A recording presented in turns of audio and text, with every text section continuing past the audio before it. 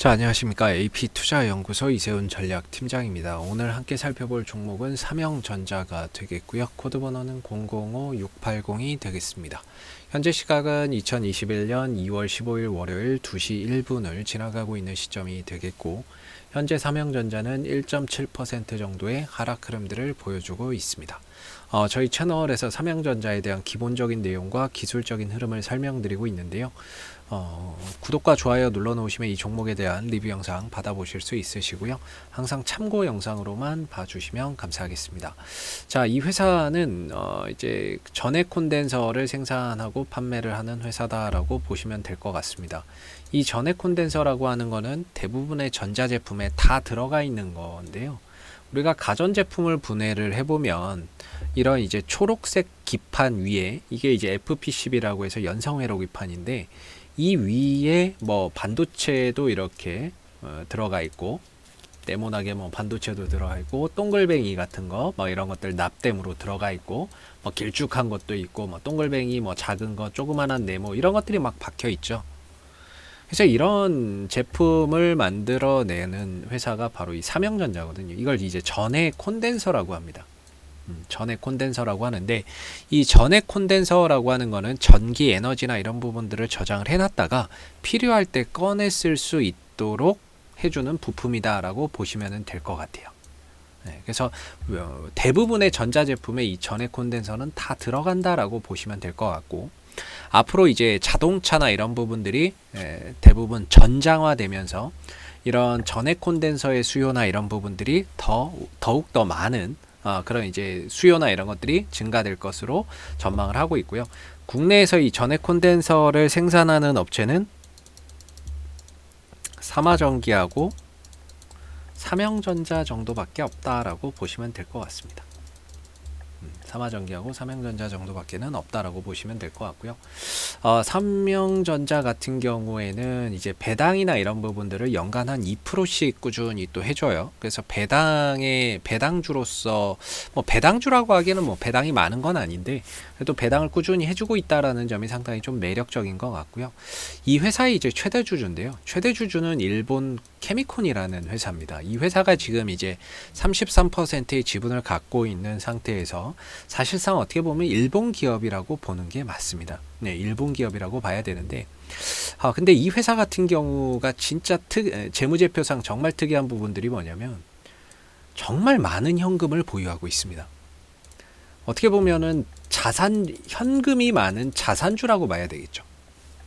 이 회사의 현금 및 현금성 자산이 290억 원 정도의 현금을 보유를 하고 있고요. 그리고 나머지는 단기 금융상품, 1년 이내에 뭐 현금화할 수 있는 뭐 이런 단기 금융상품으로 2270억을 보유하고 있습니다. 이것만 합쳐도 2500억이 넘는 거죠. 이게 현금으로 보유를 하고 있습니다. 그래서 굉장히 어떻게 보면 현금 부자라고 하죠.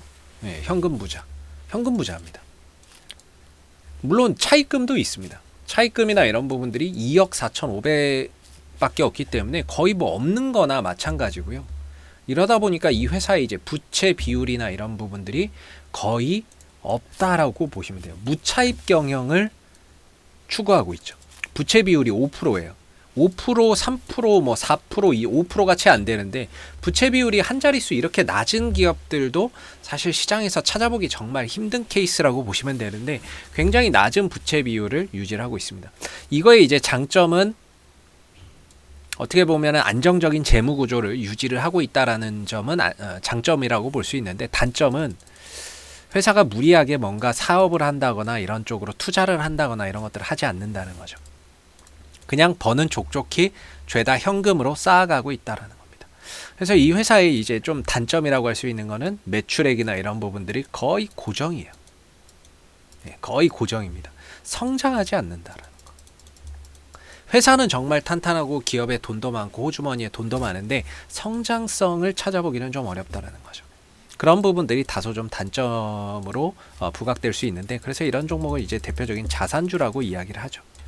그래서 이 종목이 가지고 있는 현금성 자산만 2,500억 정도가 되는데, 이 종목의 시가총액이 지금 2,300억밖에 하지 않는다는 거. 이 회사의 호주머니에 현금으로만 2,500억이 있는데, 이 종목이 시장에서 평가는 2,300억밖에 받지 못하는 현실. 들고 있는 현금보다도 가치를 제대로 평가받지 못하고 있는 상황이라고 보시면 될 것 같습니다. 이 회사가 아무래도 좀 가치를 재평가 받으려면 자산주로서의 메리트도 분명히 있겠지만 뭔가 이제 매출이나 이런 부분들에서 수익성이나 이런 부분들이 좀 성장한다거나 이런 부분들을 좀 보여준다면 시장에서 좀 재평가나 이런 것들이 다시 이루어지지 않을까 싶은데 뭐 그런 부분들이 없다면은 아무래도 주가나 이런 부분들이 기존에 그래 왔듯이 이 큰 하나의 박스권 흐름 속에서 어떠한 이제 변화를 가져가기는 좀 어렵겠죠. 그래서 지난 뭐 몇십 년을 이 박스권 안에서만 놀았던 종목입니다. 그리고 배당은 연간 뭐 한 2%씩 꼬박꼬박 주고. 그래서 지난 이제 코로나 사태 때 6,000원까지 올라왔던 주가가 현재는 또 12,000원 정도까지 올라가면서 바닥 대비 한 2배 이상 올라갔음에도 역시나 이 회사의 현금성 자산보다도 가치가 저평가되어 있는 그런 기업이라고 보시면 될 것 같습니다. 최근에 좀 특징적인 부분 중에 하나는 거래량인데요. 거래량이 최근에 좀 많이 터졌거든요. 이 종목이 상장 이래에 단 한 번도 없었던 이런 대량 거래량이 발생됐다는 부분들은 분명 이전과는 조금 달라진 흐름임에는 틀림이 없는 것 같습니다. 그래서 이 종목이 이제 거래량도 좀 터지면서 주가가 꾸준히 상승 흐름들을 보여주고 있는데 그동안에 이제 역배열에 있던 흐름이 정배열로 돌아섰고 이평선들이 하락에서 상승으로 돌아가고 있죠. 그리고 거래량도 터졌다는 점에서 이 상승의 흐름들의 좀 가속도나 이런 부분들을 앞으로 좀 기대를 해볼 수 있을 것 같고 대신에 이 종목은 뭐 잘 가봐야 이제 한 14,000원, 15,000원 정도 이렇게 거대한 박스권입니다. 그래서 항상 뭐 위기가 왔을 때 2008년도 금융위기가 왔을 때도 마찬가지고 코로나 사태 같은 이런 이제 위기가 왔을 때도 마찬가지고 거의 뭐 한 6,000원대, 7,000원대 오면은 그냥 바닥이다라고 볼 수 있을 것 같아요. 그리고 눈 감고 뭐 한 1년만 있으면 한 2배 올라가 있는 뭐 그런 이제 종목이라고 볼 수 있을 것 같은데 이번에도 또 그 흐름들이 이루어졌다라는 거죠. 이런 진 상태가 되겠고 그리고 거래량까지 터지면서 상승폭이나 이런 것들이 조금 더 최근에 확대되고 있다라고 보시면 됩니다. 앞으로 이 회사가 이제 그 전장 부품의 이런 성장에 따라서 이 전해 콘덴서의 수요나 이런 부분들이 더 증가가 된다든지 하는 그런 이제 모습을 보일 때 시장에서는 추가적인 재평가나 이런 부분들이 이루어질 수 있다라는 부분들을 우리가 좀 기대를 해봐야 될 것 같고 기술적으로는 수급은 상당히 좋습니다. 이때 당시에도 매수의 거래량이 터지면서 올라갔고 떨어지거나 횡보할 때 거래량이 나오지 않았고 다시 올라갈 때 거래량이 터졌고 떨어지거나 횡보하는데 거래량이 나오지 않는다는 점에서 이 종목은 다시 재차 상승할 수 있는 에너지를 여전히 보유하고 있다라고 볼 수가 있겠고 기본적으로 5일선과 11선을 또 지켜지면서 가고 있죠. 5일선과 11선 설령 5일선이 순간적으로 이탈한다 하더라도 11선 정도에서 다시 또 올라갈 수 있는 그런 이제 가능성이 있다라고 봐야 되겠죠.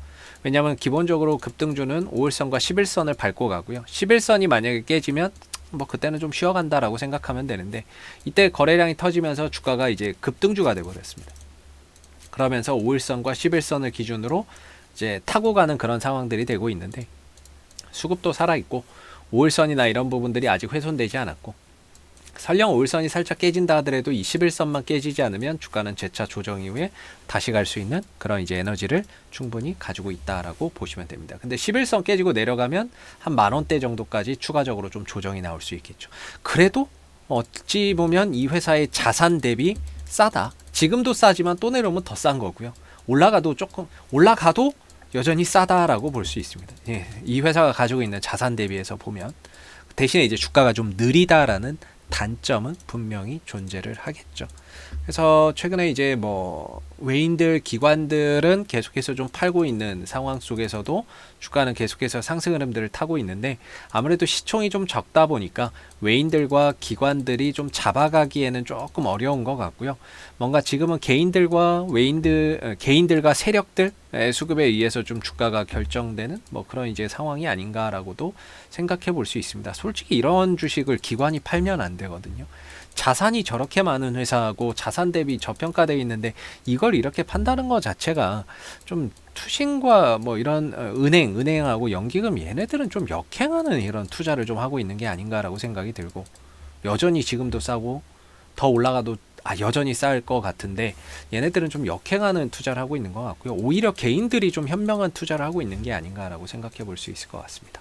그래서 뭐 지금도 오늘 이제 한 1.7% 정도의 소폭 하락 흐름들이 나오는데 뭐 잠시 쉬어가고 있다 이 정도의 오늘 흐름인 것 같고요. 여전히 주가의 이런 추세나 이런 부분들도 상승세가 좀 견조한 상황이고, 그런 가운데 얼마든지 조정 이후에 또 주가가 상승할 수 있는 그런 여지가 상당히 큰 구간에 들어가 있다라고 볼 수가 있겠죠.